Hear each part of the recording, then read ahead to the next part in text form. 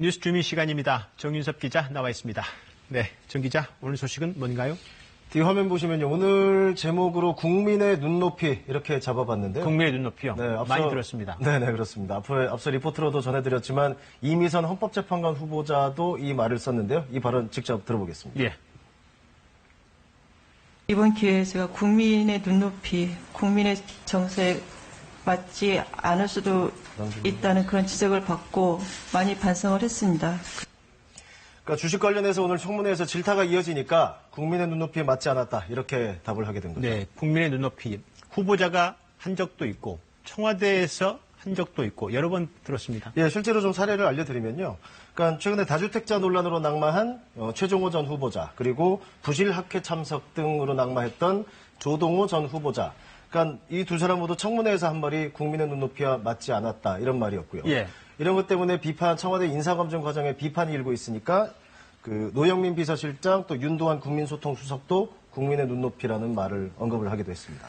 그 국민의 눈높이가 뭐 높다 이런 말로도 들릴 수 있는 상황인 것 같아요. 지금 말을 보면. 그렇습니다. 국민의 눈높이가 높아서 지금 뭔가 안 맞다 이런 얘기로도 해석이 되는데요. 예. 그러니까 국민의 눈높이, 그러니까 청와대가 내세웠던 7대 검증 기준이라는 게 있지 않습니까? 예. 좀 짚어볼 필요가 있을 것 같아서 봤는데요.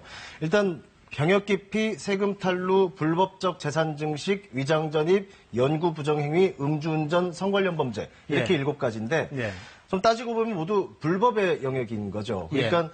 물론 하나라도 해당되면 임용을 원천 배제한다고는 돼 있는데 그건 어떻게 보면 당연한 거고 오히려 수사 대상이 될 게 아니냐 이런 지적인 거죠. 현재 지금 그런데 국민의 눈높이는 저런 범법의 영역이 아니고 그렇죠. 사실은 다른 영역 아닌가 상식이나 혹은 정서나 뭐 이런 이쪽에 가까울 것 같은데요. 그렇습니다. 그러니까 오늘 청문을 했던 이미선 후보자만 보더라도 여기에 3번 조항을 보면 끝에 미공개 중요 정보를 이용하거나라는 조항이 있어요. 예. 그러면 그러니까 오늘 주식 거래 자체가 이 부분이 의심된다라는 의혹이지 않습니까? 그러니까 물론 이 과정에서 정치 공세에도 없다고 할 수는 없는데 이 청와대 7대 기준에는 적어도 이 국민의 눈높이가 제대로 반영된 건 아니다. 이렇게 지적이 나올 수가 있는 거죠. 국민의 눈높이를 그러면 반영하겠다라고 하는데 이 정의가 좀 쉽지 않은데 어떻게 될까요? 말씀대로 어렵습니다. 그러니까 선명하게 정의하기가 어려운 건데요. 그러니까 청와대가 일단 인사검증 기준을 개선하겠다고는 하는데 그러니까 사실 국민의 눈높이가 높다, 낮다 이렇게 계량적으로 좀 판단할 수 있는 문제는 아니지 않습니까? 예. 그러니까 그래도 그동안의 국민 정서가 어느 정도 흐름이 이어져 왔지만은 그래도 이번 인사 과정에서는 청와대가 그 흐름을